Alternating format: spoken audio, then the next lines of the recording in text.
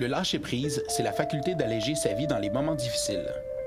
L'aidant naturel doit commencer par regarder autour de lui et prioriser les tâches essentielles à son bien-être et à celui de l'aider.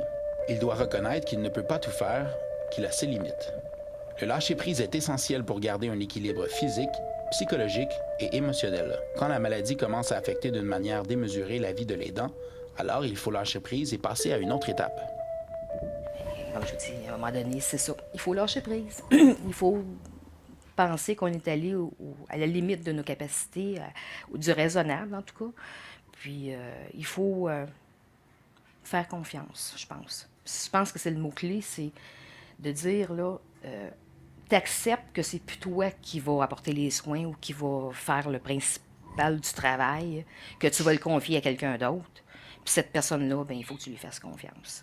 Je mets ça un petit peu en parallèle avec quand tu finis ton congé de maternité, tu retournes travailler, puis tu apportes ton bébé à la garderie ou chez la gardienne.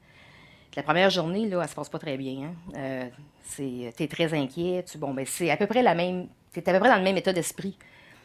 Puis finalement, ben, tu fais confiance. La gardienne, tu l'as choisie. Puis bon, tu as visité la garderie ou en tout cas, tu t'es organisé. Là. Puis tu finis par faire confiance. C'est sûr qu'à un moment donné, on se préoccupe de tout ça, mais il faut absolument lâcher prise. Parce que si on ne lâche pas prise, c'est nous qui tombons malades. Moi, en tant qu'être humain, je suis vraiment impuissante là-dessus, OK? Fait qu'en lâchant prise, ben à ce moment-là, je peux vivre un peu plus pour moi.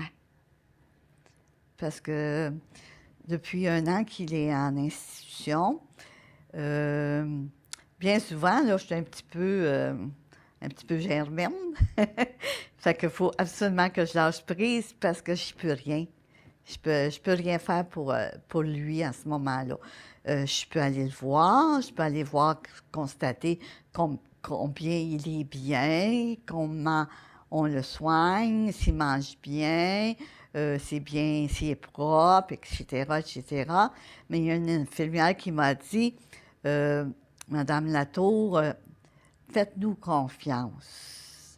Mais avec tout ce qui se passe, qu'on entend à la télévision, c'est difficile de faire confiance à un autre être humain, tu sais. On pense que c'est seulement à nous qui est capable. Mais non, il faut lâcher prise et il faut faire confiance. Tout en ayant un œil assez vif pour voir s'il y a des choses qui ne fonctionnent pas.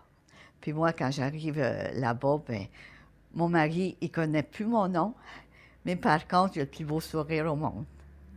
Moi, j'ai la phobie du miroir. Quand je la vois, ben je me dis, hey, quand moi je vais être rendue là, qui va me changer? Puis là, il faut que je me ramène. Là, je pense à ma sœur. Je me ramène au moment présent. Mais je l'ai vécu, de tasser le moment présent avec maman, surtout aux premières visites chez ma sœur. Parce que avec ma mère, j'ai eu des difficultés. Fait que je m'en allais chez ma sœur pour visiter ma mère. Puis j'étais angoissée. Là, je me préparais plein de scénarios dans la tête, là. Puis je fais, tabouère, là, ça va faire, là. Arrête, là, vis ton moment présent. Puis là, c'est là que j'ai commencé à dire, bon, gars, là, faut vivre au moment présent parce que si on voit trop en avant, peut-être que le scénario sera vraiment différent, là. Fait que le moment présent, là, c'est vrai que c'est le plus important.